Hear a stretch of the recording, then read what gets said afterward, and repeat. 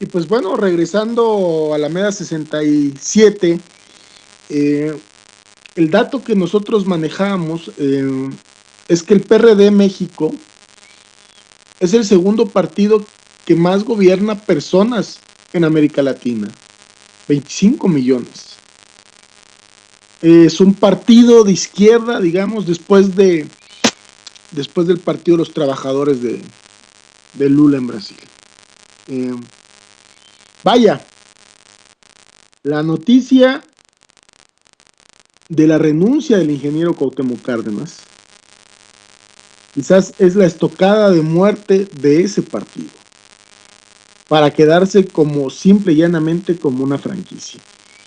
Es complicado el debate que se está abriendo respecto a esto. Yo quiero hacer un poquito de memoria histórica. Eh, Se acordarán ustedes que el PRD pues nace como un movimiento eh, después de que una corriente democrática organizada por Ifigenia Martínez, por Porfirio Muñoz Ledo y por el propio Cuauhtémoc Cárdenas, se salen del PRI y se unifican con una serie de movimientos, una serie de izquierdas para conformarse pues como una izquierda alternativa al poder presidencialista recalcinante del PRI en esos momentos. Para 1988 pues hay una coalición muy grande. Todavía no entra el PRD, no se funda el PRD en el 88, pero es pues es un producto de esa lucha histórica por democratizar México. El PRD se va a fundar, fundará el 5 de mayo del 89, pero mucho antes que eso, fue alimentado por el Partido Socialista Unificado de México, por el Partido Patriótico Revolucionario, por el Movimiento Revolucionario del Pueblo, por la Unión de la Izquierda Comunista, por el Partido Mexicano de los Trabajadores, por el Partido Mexicano Socialista.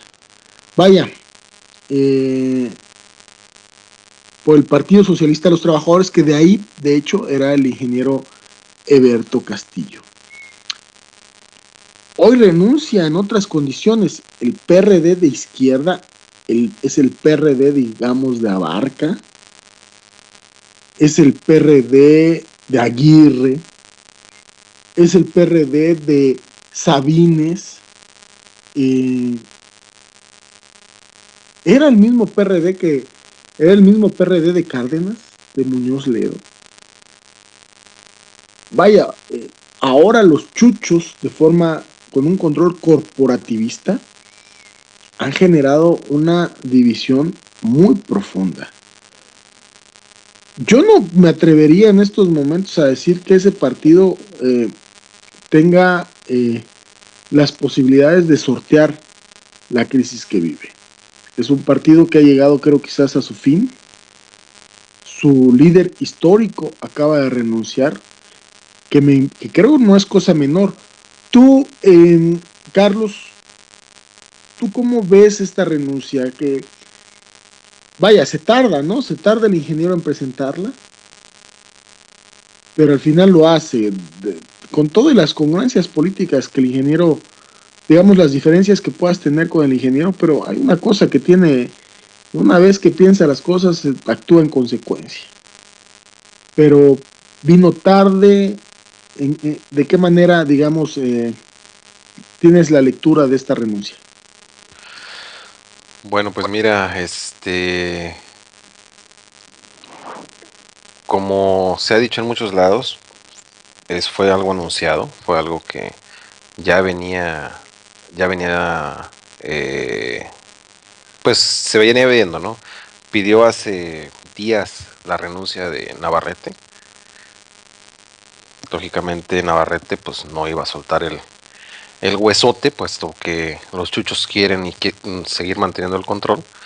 Y pues yo creo que sí va a ser la estocada final de un PRD que en un momento llegó a ser una fuerza importante, que llegó a ser un contrapeso, que llegó a ser una posibilidad de poder cambiar este país con los únicos dos candidatos presidenciables que ha tenido en 25 años. Veo que sí va a haber una desbandada. ¿Qué va a pasar con el grupo grandísimo que maneja el señor de las ligas? Con la esposa, con Padierna. ¿Qué va a pasar con Respiter? ¿Qué va a pasar con el Encinas? ¿Qué va a pasar con personajes muy rescatables de ese partido? Bueno, rescatable me refiero específicamente a Alejandro Encinas, gente como él, ¿no? ¿Qué va a pasar con toda esa gente? Escuché una entrevista que le hicieron el día de ayer a Cárdenas. No dice que no se va a unir a ningún partido, que no va a formar, que no se va a pues afiliar a ninguno de los partidos y que no. López Obrador ya le abrió la puerta, ¿no? Pues eso sí no lo he escuchado, sinceramente, para qué decirte, para qué. Ya lo hizo, ¿Ya lo hizo? ya le dijo que las puertas de Morena están abiertas. No creo que por lo pronto se vaya a ir, pero no dudo que en algún momento, si logran tener algún acuerdo, lo pueda llegar a apoyar, sin necesariamente pertenecer al partido, a Morena. No sé cómo vaya a ser, pero es muy probable que sí sea. Amalia, ¿qué va a ser también? Totalmente cardenista. Godoy ya dijo que también iban, de hecho ayer en la noche, iban a tener una reunión todo ese grupo cardenista para ver qué iban a hacer, o sea, si se iban a salir del PRD o qué iban a pasar. Pero bueno, el PRD va a quedar como chuchos, simple y sencillamente, como lo peor de lo traicionero que ha habido en los últimos tiempos de la izquierda, como los que se vendieron desde Calderón, los que se vendieron para legitimar o al menos mantener a Calderón, y los que no dijeron nada cuando compró Peña Nieto la presidencia o le compraron la presidencia a Peña Nieto. Y bueno, esas y muchísimas otras cosas más que han hecho, ¿no? Yo no creo que sea un partido que tenga ya nada que hacer en las elecciones, sobre todo por la salida de esos personajes. El señor de las ligas no es alguien que sea de mucho de mi agrado, que sea una persona que yo confíe o que sea alguien que yo admire, mucho menos, pero tiene una fuerza importante, tiene una estructura muy importante y una estructura bastante fuerte, bastante sólida. Entonces, pues hay que ver qué va a pasar con él. Yo no sé si vaya a quedar en el PRD. Si llega a quedarse en el PRD, ese grupo, no digo que sea la solución ni tampoco que lo vaya a levantar, pero se pudiera quedar para poder tratar de rescatarlo, creo yo. Oye, Carlos, Rescatarlo de los chuchos. yo creo que esa es una tarea imposible, ¿eh? ¿Rescatarlo de los chuchos? Sí, no, yo creo que ya, o sea, y es a lo que voy. ¿Podríamos decir que existe una izquierda electoral que represente al movimiento social? En este momento podríamos hablar, por ejemplo, de un PT, podríamos hablar de un movimiento ciudadano, podríamos hablar de un Morena. El día de hoy escuché un video vi un video de la diputada Laida Sansores. Qué cosa tan atinada dijo la señora, ¿eh? Claro, mira, creo que de forma discursiva, como hay una necesidad de un acercamiento, pero ya en algún acompañamiento social, o sea, pasa lo de Atenco, pasa lo de Ayotzinapa, pasa lo de N cantidad de movimientos sociales y vemos ahí a los líderes partidistas o los vemos haciendo campaña política. Mira, yo creo que ahorita eso es algo tan fuerte y tan incierto que yo no veo que estén haciendo que se hayan unido o que estén apoyando directamente o que... Sí, porque hoy, por ejemplo, salen desplegados de Morena pidiendo la renuncia de Peña Nieto en acompañamiento a Ayotzinapa. Ujú. Pero están, digamos, como Morena en una posición de discutir con los padres de los normalistas cuál es el camino que sigue para la lucha política por la justicia en este país. Fíjate que yo no he sabido nada de eso, pero yo pienso que hasta cierto punto es bueno eso, César, porque si, si llegase alguna fuerza política de la que se pudiera considerar izquierda, y yo creo que sí es izquierda, a mi forma de ver sí es izquierda y sí son partidos que se han mantenido de alguna forma con dignidad, al menos Movimiento Ciudadano y el PT, que son los que ya tienen algún tiempo, y bueno, Morena que se acaba de crear, ¿no? Pero yo siento que que si alguno de esos partidos se hubiese integrado de forma completa, hubiese apoyado o cosas por el estilo, yo creo que el sistema se agarraría de ahí para eh, menospreciar el movimiento, para golpear, para dar otro giro a lo que está haciendo. Porque esto, hasta donde se conoce, hasta donde se sabe, es un movimiento totalmente ciudadano. Que hay medios, como el señor que sale en cierta estación que te comenté hace rato, que ya directamente ha dicho que esto está orquestado, eh, patrocinado y pensado desde las filas de Morena, pues claro que ya lo están diciendo. Imagínate, si ya se hubieran acercado, si hubieran hecho algún tipo de alianza, si hubieran dado apoyo, no, olvídate, ya se hubiera... El movimiento yo creo que lo hubieran menospreciado y lo hubieran, los medios de comunicación masivos ya hubieran hecho de las suyas con eso. ¿No crees tú eso? Híjole, es que ¿sabes qué?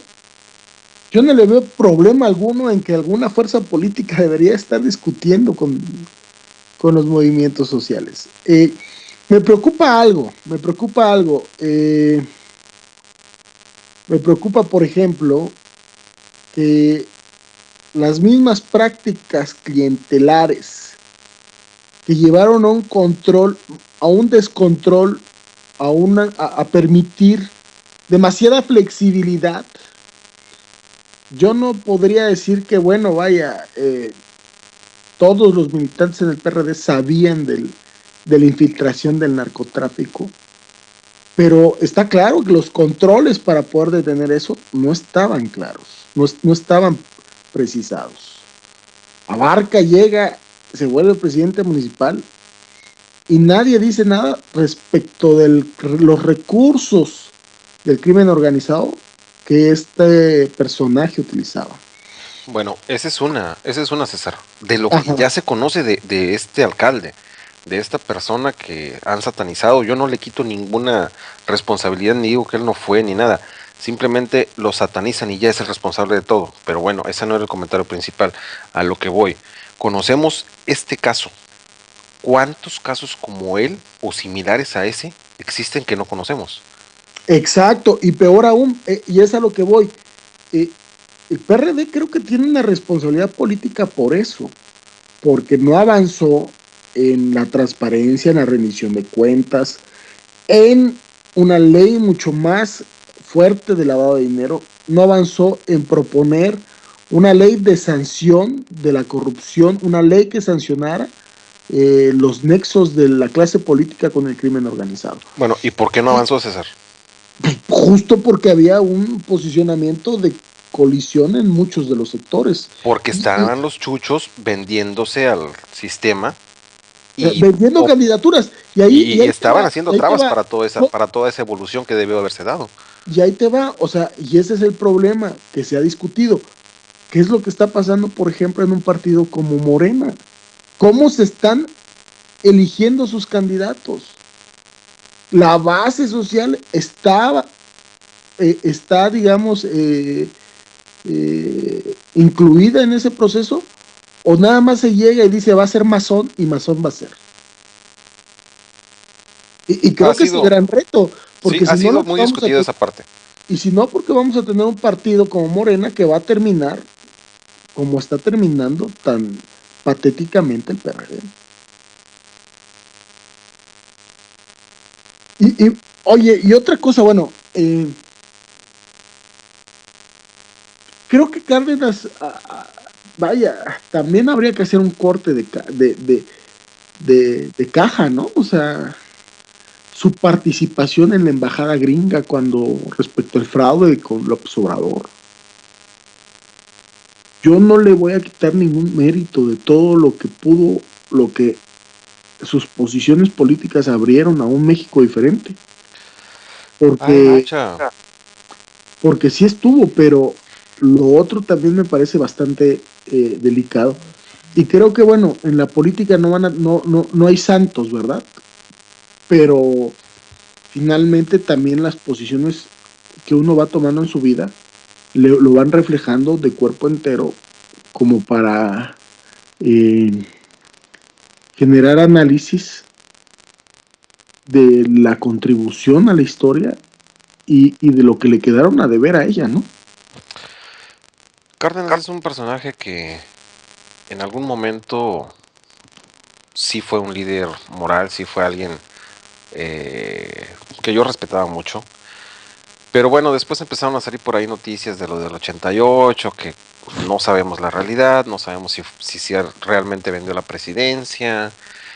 A mí me desconcertó mucho eh, cuando se peleó con Porfirio y Porfirio rompe y sale del PRD y se va a apoyar a Fox. Yo siento que hubiera sido otra cosa con Porfirio. Este, no sé. Después en el 2006, como no apoya a López Obrador, también se me hizo algo que no creo, que no, yo no lo vi correcto. Después por ahí salieron algunas noticias que intencionalmente no lo apoyó porque estaba amenazado por el mal gobierno que había tenido su hijo en Michoacán. No sé. Es alguien que desafortunadamente ha tenido, yo creo que ya no tenía la estatura que que el nombre tenía, ¿no? O sea, no sé, se cayó el señor. Raguna comentó hace un momento aquí en el chat que fue cuando que su exterminio político o su momento de muerte fue cuando la muerte de Paco Stanley. Posiblemente, porque sí lo satanizaron mucho, pero bueno, pues sabíamos que eso era parte del sistema y parte de Televisa para pues darle en la torre a un personaje que era peligroso políticamente en ese momento. Claro. Híjole, pero bueno, el ingeniero también prometía más, ¿no? O sea, vaya, sí es complicado, habría que hacer un balance del cardenismo del ingeniero. Sí, y te digo, yo sinceramente es una persona que respeto, que le guardo cierta admiración, este, pero no al momento, o no tanto como en algún momento llegué a considerarlo como una persona. Yo en el 2000 yo sentía que era la solución para los problemas de México. No, hay mucha gente, ¿no? Sí, desafortunadamente el engaño de Fox, cayó mucha gente, ¿no? Pero bueno, pues ya ves, llegó al gobierno de la Ciudad de México, mejoró algunas cosas, no se metió en muchos problemas, no quitó muchísimas de las mafias que existían en ese momento, este, las dejó. Yo creo que abrió camino para que pudiera haber, para que la ciudad fuera diferente. Sí se notó el cambio, que ahorita estamos viendo un retroceso enorme con este señor Mancera que ay, no sé qué palabras ya utilizar para definir su actuar, pero decepcionante. Entonces, bueno, regresando a Cárdenas, híjole, es como dices, habría que hacer un análisis bastante, con bastante conciencia y sin paternalismos, ni sentimentalismos, ni, sino con datos, ¿no? A ver qué resulta de ello. Claro. Eh, pues bueno, es un tema complicado, complejo, pero finalmente la renuncia del ingeniero se da y ahora sucede que eh, pues ese partido tiene un reto fundamental que significa no estorbar en la lucha política por la transformación de este país. Carlos, pues, ¿qué te parece si regresamos y hablamos un poquito de la agenda latinoamericana, lo que está pasando en Estados Unidos, la migración, Ferguson y lo que pues se avecina en México? Vamos a un corte musical, estamos escuchando a los Killers y regresamos, esto es Alameda 67. Regresamos.